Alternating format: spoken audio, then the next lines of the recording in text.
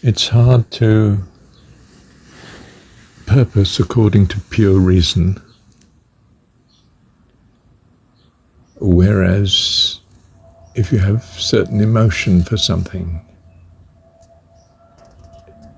even pure reason doesn't seem to stop you.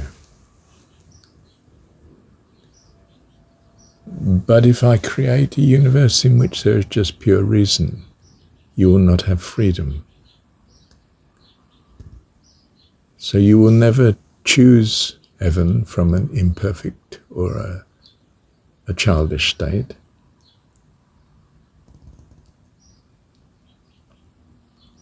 You will be forced to have a childish state, but perfect reasoning, and therefore be obeying me, but not doing it for love. In other words, you will be a permanent victim to only doing good because of duress and fear, and a permanent childishness in not knowing me, therefore not loving, not therefore being happy in the perfection of love and confidence and assurance and trust and joy and hope and peace. In other words, you will be condemned to, yes, perfect understanding, no risk, but not a perfect motivation. You will still long to have your freedom and not experience the joys of loving, only of obedience, which are not joys at all, they are confinement. In other words, you'd be condemned to an imprisonment always. So, where are you in this situation? You can't have perfect knowledge. You could suffer much emotion such that you go the right way.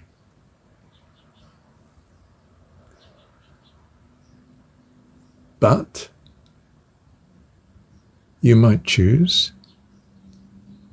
to trust. Perhaps fearing the wrong way, yes. Perhaps valuing the right way, yes. Not knowing the certainty of God, but knowing what you want to value and trust with all your heart.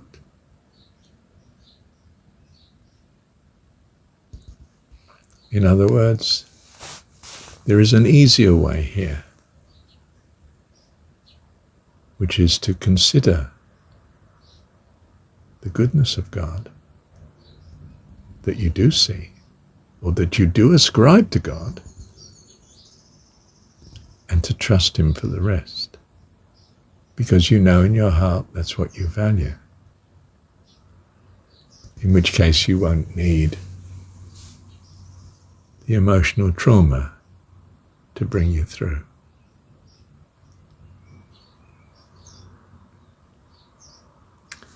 Am I saying that in some sense, well, what about the person that does need?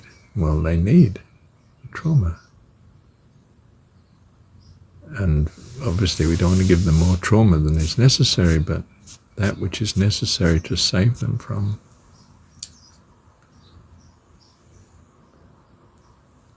this infinite loss of peace and joy and love and goodness and hope and happiness. Living instead an eternity of servile obedience and longing for a freedom you can never have.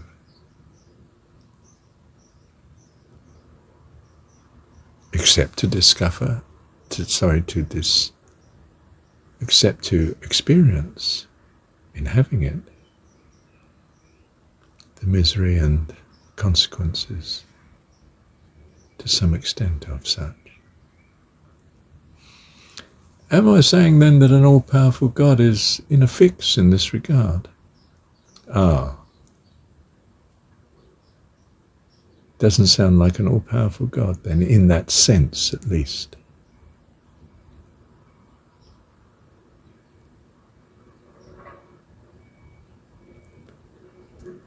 Well, I'm inclined to agree with you, except that it does mean, well, he is all-powerful in the long run, in the sense of long-run time, because you will suffer sufficient problems to free you, to cause you to graduate. But yes, you would in that time period be much suffering, like in a dream. It would be temporary, it won't be eternal. Well, that's good, that it's not eternal, and that the goal is achieved, which is eternal. And therefore, in a sense, has to outweigh. In other words, I would be saying, in that sense, God is not all-powerful. He's all-powerful in the eternal, yes. But in the transitory, no, you need to suffer good and evil, perhaps, to choose the good. And it would be nice if, seeing good and evil, you simply chose the good. Or if you were so happy for that which you appreciate to be good that you loved him anyway. That would be great. That would save a lot of pain and suffering. But if not, and that if is therefore a constraint on God, if it is a constraint, then yes, God is not all-powerful in that sense, except in the eternal, which is what really counts, not the transitory. And he's using the transitory to achieve the eternal. And yes, unquestionably, we don't like it. Nobody wants to go through terror and hellfire, if you like. But we would trust him that it brings us to eternal good.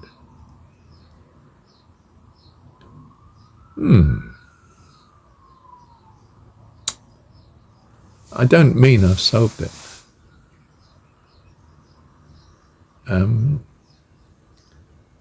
I suppose I'm convinced I can't solve it really.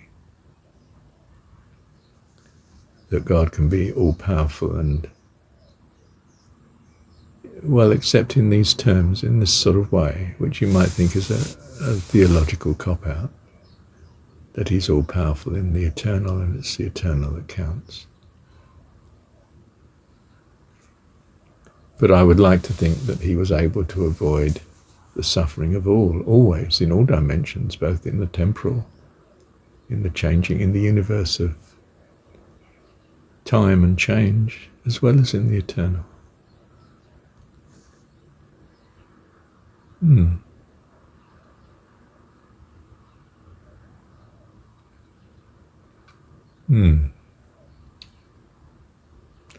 Thank you, Heavenly Father. Yes, it is a cliffhanger, isn't it? I mean, I don't have the answer to this point of the frontier. It's as if it's taken me a long way, but cannot give me the final answer in the universe of the transitory. Else it would dispel the effectiveness, I think, of what this universe is designed to achieve. That in some sense, you see, unknowing is an essential feature of your freedom to choose. And your freedom to choose to love as opposed to obey out of fear is everything to your eternal well-being. And so God pursues such here in the temporal. to bless us. Why do we hold this view? Because that's what we value.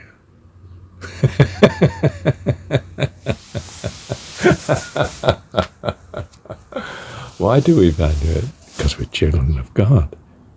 We long to trust Him with all our heart, soul, mind and strength. Why do you? I don't know. It's something He's achieved in us. And perhaps it's a very good job that I have a very poor memory of previous lives, if indeed we even have them. But, if we do, I don't know much about them, I can tell you. And I've forgotten, by the grace of God, much of the troubles and distresses and fears and worries of this life too. Not all. As you can see, I have the odd dream. And a few fearful thoughts at times. But He's not finished with me yet. I don't mean that as a threat to myself. I mean it as a trust in Him. Love you, Heavenly Dad. Thank you, Dad. Well, listening to this, it occurs to me, but we can approach it from a different way. A casual observation tells you that thinking of good is good, and that thinking of evil brings unhappiness and distress and concern and disquiet and, if you like, bad dreams. Bad reality too. So you know what you value. It's Shadrach and Meshach and Abednego again. Look, if our God does not rescue us from the fiery furnace, still we will not worship you. We know what we value. And so, in the uncertainty of not knowing God, for sure, we choose. We are free to choose. You would think it's madness to choose not to believe in both God and that He's loving and caring and all-powerful. What do you gain by thinking less than this? What do you gain by, for instance, believing that He's not in existence at all and that everything is chance? And you can't build on that, can you? I can only build on a notion of the wonderfulness of God. And it's only that can lead me out into the possibility, however remote you might think it is. But that's the only thing I value. I'm not going to value the alternative. That's a nightmare.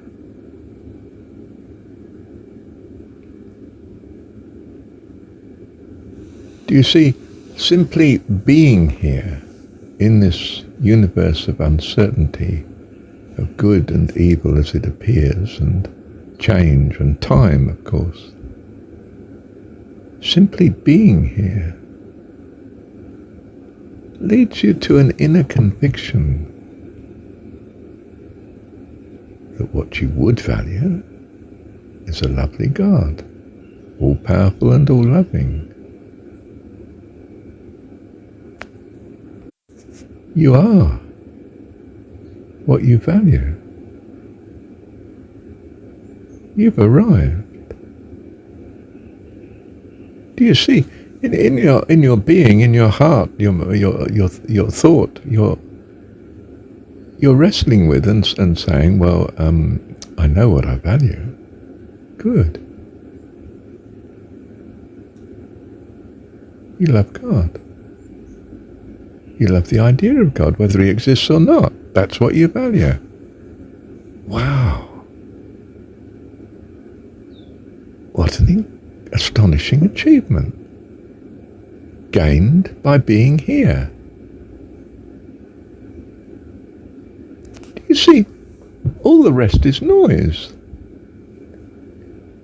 You don't need the pain and anguish and despair and loss and tragedy and all that rubbish. You look upon what seems to be to you good and evil in the world, and in your heart you want the good. Because you're a child of God. You don't want destruction and annihilation and a very unfortunate, unpleasant path of getting there. You are what you trust and believe and long for, which is the goodness of God. You haven't got a clear picture of that yet. That comes with a bit more observation of the world. Do you see? It's like going to the opera. I mean, the ladies are in tears because of the way the story is going, and you're sitting there thinking, "But this is just a theatre. This is not reality. Why is she crying? Why is she in tears?" Because she's experiencing the emotion of the loss and the tragedy of the song and the play the opera as it unfolds. And you're sitting there thinking,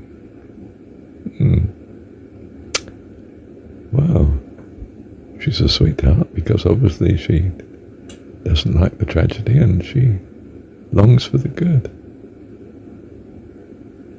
Well. How lovely. But I don't think we want to go to an opera every night and go through this ordeal again and again. There's no point. I think we'll just stay at home, have dinner at home tomorrow. Just a nice time together, curled up on the sofa. Do you see? You don't have to go through these terrible lessons that you're looking at around you.